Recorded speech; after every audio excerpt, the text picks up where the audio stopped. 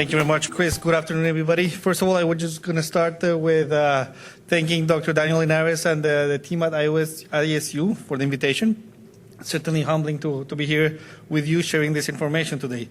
So for those of you that haven't heard about this project, this is entirely a project that is monitoring diseases in breeding herds in the United States. It's a completely voluntary project, and we track diseases such as PRRSV, Delta coronavirus, and other pathogens that are out there.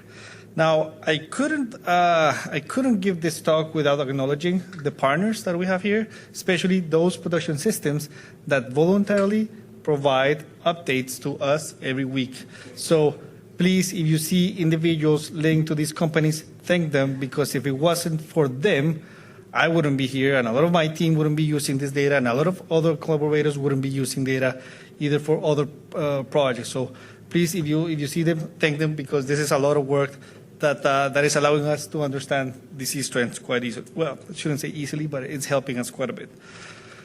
So first of all, I just want to start with a very general picture of what we have in our database from a breeding herd perspective.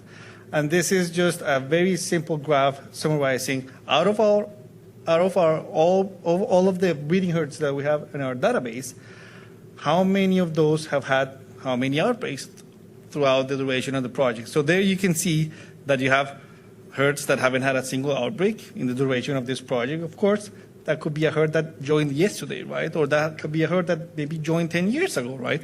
This project has been going on for more than 10 years. We're very close to getting to the 15th year of the project. Now, on the other hand, we have herds that have had 11, 12, 13 breaks reported, which is kind of concerning, right? What does that mean? This could be 2 breaks in a year, 3 breaks in a year, 2 breaks every other year, right? So this is something to keep in mind, just because the more we see these herds breaking, the higher the chances of 2 viruses meeting in the same herd, right? So that's an important thing to keep in mind.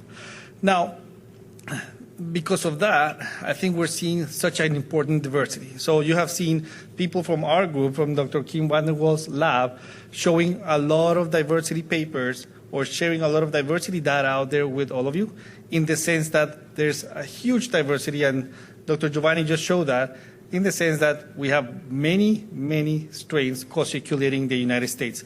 A lot of the questions that arise with this data is, where are they circulating, right? And unfortunately, most of them are going to be circulating everywhere at some point, right? Yes, there's some exceptions here and there, but I think this activity is going to be region dependent. And this is just a very simple map of where this activity is occurring in the United States, right? One thing that I want to clarify with this is that, yep, there's different colors on that map. Maybe you won't be able to see the details, but this is done with one purpose, and it's confidentiality and not giving away the names of the companies where they're located at. But the important thing here, and I'm going to play it back again. Let me see if this works again.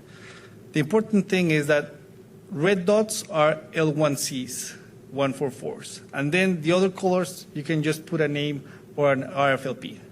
If you look at this map very closely, you can see that multiple strains circulating in the same region. We don't look at it from a state perspective, because we don't like to divide regions with a line, because the line doesn't mean anything at the end of the day. We just like to look at it from a kind of nation perspective, region perspective, because at the end of the day, these pigs are going to be moved all over the place, right? So this is something to keep in mind. Now, what we don't have in here is vaccine strains going around, right? Because if that was the case, then we would see quite a bit more activity, which is not a bad thing, but that's more strains that are going to be circulating throughout the country. Now, when we look at it from a number of sequences or a proportion of sequences on a monthly basis, here you'll see on the left, number of sequences, on the right, you'll see the percentage. You have seen maybe these graphs here and there, but you'll see that most of what we have in here, it's lineage 1.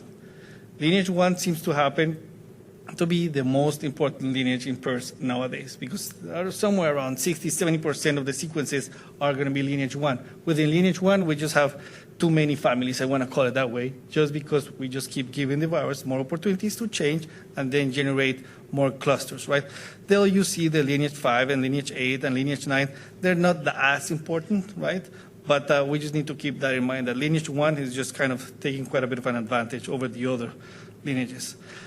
And then these are some graphs that Dr. Mariana Kikuchi from my team, she published this paper last year in which she wanted to look at that relationship within the lineage, right? So if you look at the top left corner of your screen, you're going to have those lineage 5 strains compared to a lineage 5 vaccine that is commercially available. And we just wanted to see how many or how often do we see vaccine-like viruses circulating and being detected in the field, right? So there you see that over the years, there's going to be more dots. Of course, there's going to be more diagnosis, right? There's going to be more detection. But we also see diversity within those years kind of, in some cases, increasing, yes or no. And again, this may complicate some of our diagnostics down the road, right? Especially when we're trying to clean up herds that are using the load-close homogenized method that have used vaccine in those processes. Now, you can see the same thing for the other vaccines, right? The lineage 8s and the lineage, I mean, pretty much every commercial vaccine is kind of embedded in here. So this is something that we need to keep in mind. Just because we're looking at OR 5s, do we know what's happening in OR 3s, OR 4s, OR 8s from these vaccine-like OR 5s? No, so that's something that we need to uncover eventually. And then to finish up, this is work from one of our graduate students, Dr. Marcelo Mellini, who is in the room. And this is something that he just started, and it's something that we've been talking about it on the PRRS task force. And it's what's the dynamics on these status 1 or category 1 breeding farms from an outbreak frequency perspective. In other words, how often do these farms actually reach stability? Right? Because there's some herds in our database that have stayed in category 1 for quite a while, right? But how often do they break, right? And the reason why we're interested in this question is, are we helping the virus generate some diversity just because we have a continuous flow population in these breeding herds, right? So if you look at the colors on this graph, you'll see greens and reds. You have the statuses on the right. You see a status that is a 1.2, and that's basically our own MSHIMP way of categorizing those herds that are category 1 that receive another introduction, right? Because then we're going to have 2, maybe 3 strains going around in that same population. So this is work in progress. Hopefully we'll be able to understand a little bit better the dynamics and the frequency of introductions and whether there's farms in our database that have been category 1 for quite a while and whether we should be doing something about those farms just so that we can keep the virus from changing over and over. And with that, I will be happy to, well, I guess we're going to do questions later, right, Chris? But thanks for your attention.